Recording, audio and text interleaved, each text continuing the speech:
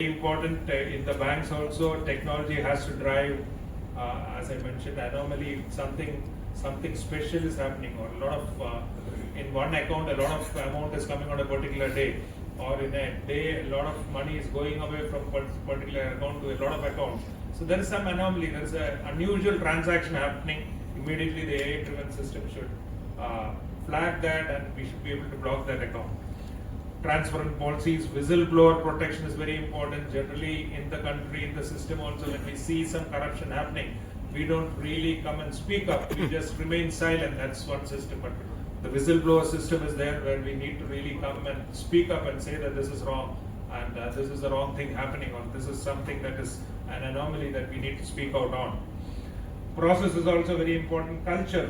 The culture is what is the most important thing in government. We need to really change the culture of how we go about our things. We accept corruption in the country, that unless we give the money, it won't happen. And we accept it that this is a part of the whole game itself. We need to change that culture. We need to fight out this corruption. We need to really stand up against any sort of anti-vigilance measures that are coming up, and ensure that our country is not really watered down by all these corruption measures. Employees, it's very important, because a small mistake from your side can really ensure that your bank loses a lot of money. So it's you need to follow all the cyber hygiene principles. Each individual working, because now we are all into the digital systems, so we need to have strong passwords. Everybody need to have strong passwords. In Kerala recently also, in a cooperative bank, a hack happened because the person who was working behind the thing had kept his password written on a piece of paint under the keyboard. So in the evening, when the sweeper came in to clean that, he took out the mouse pad and found the password written on a piece of paper, and he passed it on to somebody, and they could hack into the system. So even in present times also, we don't understand the importance of passwords. So we need to have strong passwords. Multi-factor authentication or the double-factor authentication. It's not only the password. You have a number also coming in, or multiple factor authentication. Lock workstations. Many of the people, they don't lock their workstations at all. They'll keep it on and go, and anybody can come in after the office hours or in between the lunch break, etc., and access the systems. This is happening even in the corporations now. Recently, in one of the corporations, we find that one person came in and through the open workstations that are available, authenticated everybody and passed on the bills, total bills, using the local available workstations in that office without even doing anything, because everything was open. They don't close it down.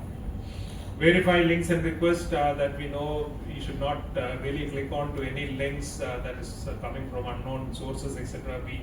We Indians, we Keralites generally fall for all such praise very easily. If you say you're going to get a lottery, or you're going to get something free, or some free scheme is coming up, or a tour to Singapore or something, we immediately tend to click on that. So that also needs to be really looked into. Update devices software. Pirated software is what we like to use. We don't want to pay money for any software, so the updates, links, etc., we never really look into. Least privilege principle also, don't allow anybody. Keep that secrecy, keep that privacy of our systems also in place. So we need to follow all those cyber hygiene principles. Every person in the organization also. It's so very important, because a small mistake by one person in the organization will really damage the entire banking system and lead to a lot of money loss also, monetary losses also, and loss of reputation also. So the responsibility of the staff is also very crucial. We need to understand both in the digital realm and otherwise also. There are no shortcuts. We need to follow procedures. No coming back. Every set rules are there. If you want to pass a loan with all the set rules. If you want to give some financial benefit to anybody, that also follow the procedure. No shortcuts at all, absolutely. Unusual transactions, I mentioned. Any unusual activity happening, we need to really flag it up. See, many of the recent case around a year back, a case in Bombay where a bank, the person working, one person was on duty in the night. He found that a lot of unusual activity was happening in the night in the bank data system. He immediately alerted the CISO, and they actually locked it down. Otherwise, they would have lost almost, the plan was to steal away 1,000 crores of rupees from that particular bank and transferring it to various banks in Singapore and around the globe. But he was a very alert, he immediately noticed that and he could stop that. Protecting customer data and confidentiality, of course, is one of the major things that every bank should do. Continuous learning and vigilance training, because we need to understand that for every employee, it's not that we are trained in cybersecurity now or the principles now and then we can rest on our laurels, because problems are changing every day. New problems are coming up. Because bank frauds we have been investigating, I have been working in the cybersecurity realm. We should understand how ingenious these people are. New ideas, new steps. You don't even know how they are going to steal money. So smart guys with all these tools coming up just to fool you. And even I've seen police officers, IPS officers, IAS officers losing money because these fraudsters are even smarter than them. So they find out your weakness, what your weakness is. They come use that weakness, send a phishing email or a smishing or a SMS message and really fool you in clicking a link. So we really need to train ourselves, retrain. It's a continuous process of training in the cybersecurity realm as what principles we need to follow. We need to really be aware of what is happening, because most of the crimes that have happened is because we are not aware of what is happening in the country or in the world as such. So that is also very important. Continuous learning is there. And of course, responding to suspicious cyber events. Suppose something happens also, we need to have a plan in place on how we will put our system. Suppose a ransomware attack has happened on a bank system, everything is locked down. What do we do? So there needs to be a plan in place on how we should bounce back or what we should do. That response also has to be there, an incident response plan. I'm sure the bank has it, but every bank needs to have that. So basically a vision for the future. We need to understand it's not just following rules or complying with the rules as such. We need to emphasize the principle of integrity. Integrity in the personal sense also, we need to ensure that trust is there. On a professional level, we need to follow principles also, and the organization also. So the integrity has to be at various levels. It has to be at the individual level, at the professional level, on the organizational level, at the bank as a whole. We need to build that integrity, that trust among the citizens. And we need to understand that everybody has a role to play. We are all sentinels of vigilance. We need to be vigilant. Each one of us are the eyes and ears of the bank or the country or the organization. So each of us need to play that role for vigilance in the bank. So vigilance is basically, we need to understand it's a foundation. So nobody really emphasizes that. But vigilance is the foundation of the country's development. It's basically the vigilance is the foundation of the banking system also.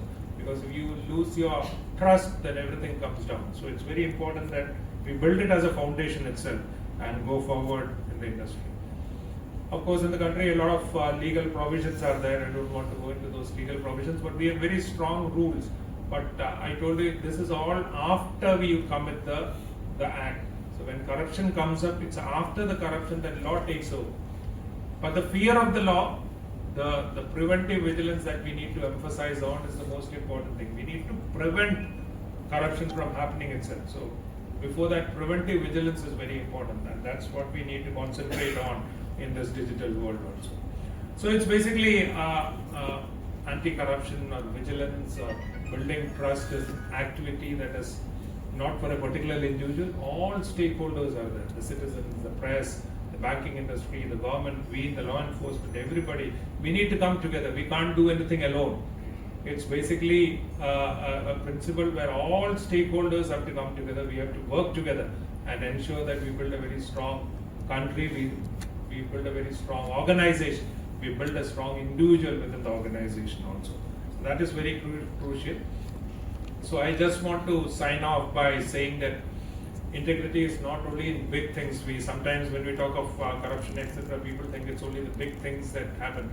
No, a small favoritism somewhere, or aligning with somebody, or doing a favorable decisions not for money, maybe for other considerations itself is also taking our integrity away. So even in the small thing, big things, integrity is a very crucial factor.